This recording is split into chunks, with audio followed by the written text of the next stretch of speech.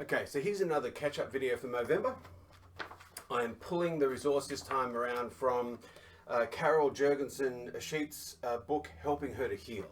I do a lot of work with sex addicts, but I think this can be a useful tool. I was working with a client recently around cocaine and alcohol addiction, and the same impact it had on the spouse.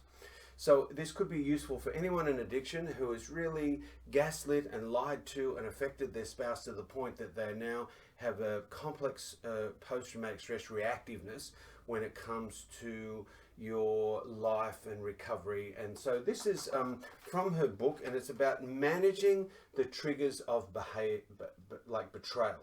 So I just want to go through it because when I work with male sex addicts and female sex addicts, but in particularly male sex addicts, when we get stuck in a situation where a partner is triggered, it can take us by surprise. And especially if we're not acting out. If we're acting out, well, you've been caught and you're going to go around again in that sort of cycle of addiction and gaslighting if you don't change and get well. If you are a partner and you are now reacting to something, then you might be finding that the addict's not using, but you've been triggered. So let's look at what happens when you're triggered. And this is Carol's work. I really like it, and I think it's useful. And then at the end, I haven't written the bit in the board about what addicts can do to intervene, but I have done some videos on her techniques on how to manage triggers, and I'll do some more. So the first thing is that a trigger happens. Now, the trigger can happen because the partner is inconsistent.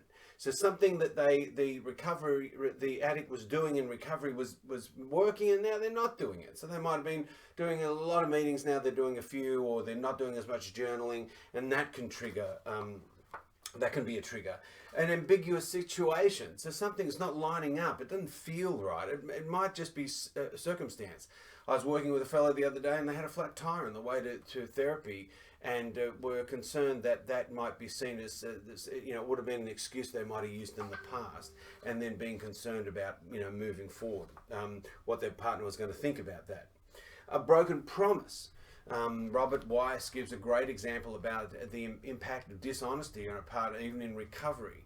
And he tells the story about how after many years of betrayal and then working through disclosure and the partner setting boundaries around dishonesty, and that the man had promised to put the bins out, and then in the process of the wife coming home, he realized he hadn't done it, but to protect himself, he lied when she said, "Have you taken the bins out?" And while she was getting changed in another room of the house, she saw him sneaking out to take the bins out, and that was the end of their relationship.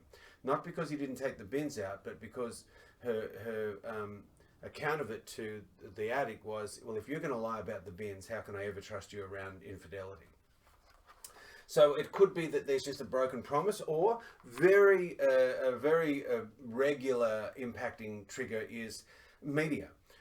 Billboards. You can just be driving on the way to a movie and pull in behind a bus that's got an underwear commercial on the back. TV, movies can be quite sexualized these days, and in the way that they present themselves, and it can even, it's the art of I suppose a producer is to get as much content on that they can squeeze into a certain rating, and so it could be just something's come along out of the blue and triggered us.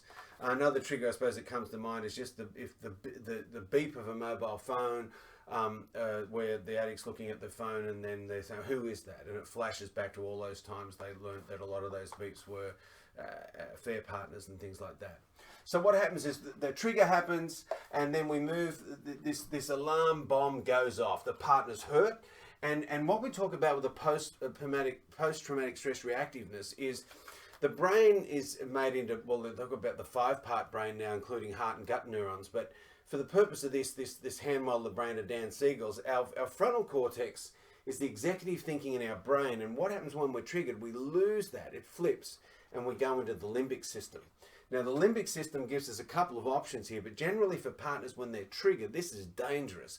So if they go into fight mode, there'll be reactive anger, policing and interrogating questions, all or nothing black and white thinking, and then they go into what Carol calls kitchen sinking. Just everything gets piled in on top now. It's not just about this incident, it is everything's going to go down into this kitchen sink. So they either go into fight or flight. They get terrorized, shut down, heart rate it sort of goes up, but they just stuff everything down and block it all out. And I generally think that doesn't last too long, but it can be a reaction, especially if you're out or in public and you don't want the shame of it. So things get sort of crushed in, and then eventually they're going to come out at some point. So from this alarm and the partner being hurt, then they're in this either the reactiveness or stuffing it down, then the betraying partner is overwhelmed, and then they tend to react. And the two reactions that an addict will generally go to is they start getting really defensive, they minimize what goes on, and then the other thing that they can do is they also shut down and avoid. So if you've got someone fighting, the addict could shut down to sort of try and silence it. Two people could just go into overwhelm and shut down, or two people start to fight. And most common, it seems to happen, is both people will go into fight until one of them collapses into the hopelessness of it. As a result of that, there can be an escalation of conflict, and that can either be in the fight or the flight mode. And you'll notice then the partner is deeply hurt. So over time, the couple will avoid talking about the issues and avoiding conflict. The distance gets greater, and it's always a risk for the addict if they do not address resentment. Bill Wilson, in his I suppose the best or most famous book on the 12 steps, the AA Big Book, certainly talks about the danger of resentment, how addicts really can't afford to go into resentment. And so this can go around and around. And so what Carol puts in here is for what the partner can do. So if they've been triggered and the bomb goes off, what a betrayal partner, what their tasks are is to provide comfort and reassurance to the spouse, to work on reliability and thoughtfulness, to initiate repair attempts, and to volunteer information about thoughts and feelings.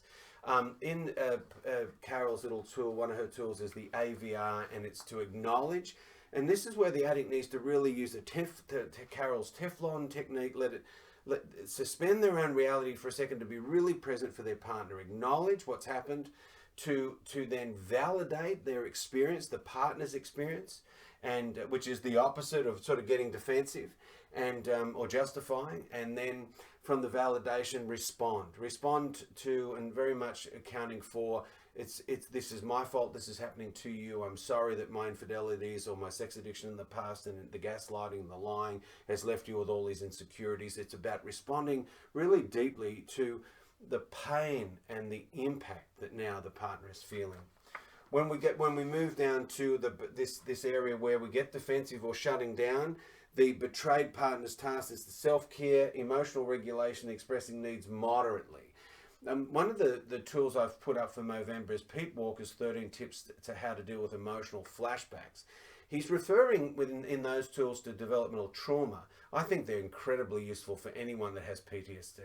And so please look that up if you're a partner or an addict, because both people at this point are in their limbic system. And as Thomas Hedlund certainly used the phrase, they're playing limbic ping pong. So we need to regulate and bring, as Dan Siegel says, bring our frontal cortex back down so we can activate and access these recovery tools. When it comes to the escalation of conflict, it's remembering that triggers are a natural part of recovery. They're going to happen, and managing them as a team provides an opportunity to build trust. So the tools for helping an addict do this, are in this book. Please look it up. Carol's got a huge profile online in regards to YouTube videos herself, so please access those. I hope this is useful. It's another catch-up video for MOvember 2019. And remember, be gentle with your heart today. Reach out for support, and I look forward to seeing you in another video.